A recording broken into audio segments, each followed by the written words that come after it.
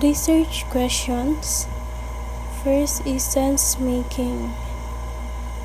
Dito po kung how teacher makes sense on their lived experiences while teaching learners with ADHD.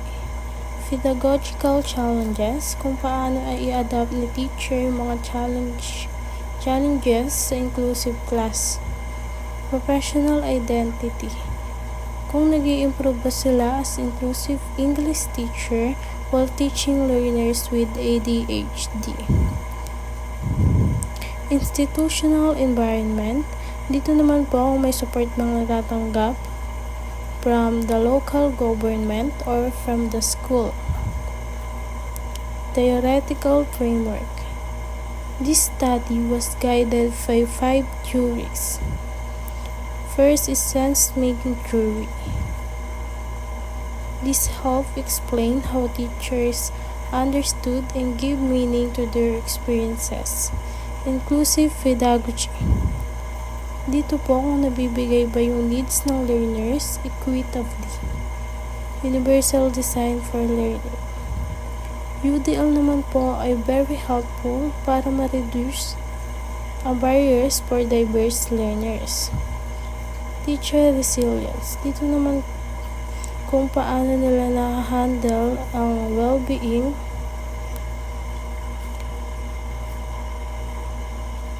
nila despite professional demands. Ecological systems theory explains how the classroom, school, family, community, and policy environment shape teachers' experiences. Significance of the study.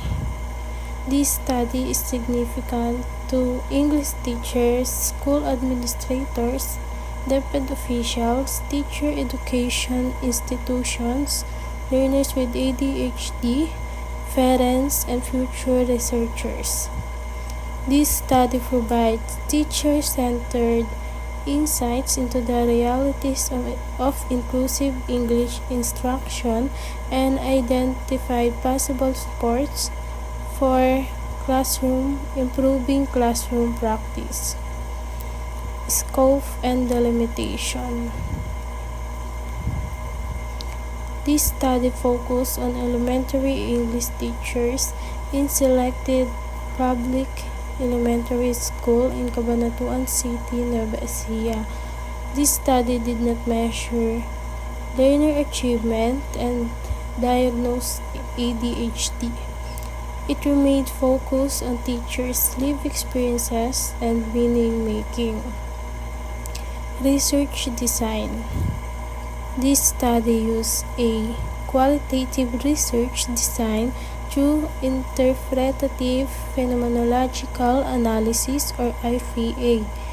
Our research design used qualitative approach, IPA method, and phenomenological lens to understand and analyze yung experience and perspective nila as inclusive English teacher.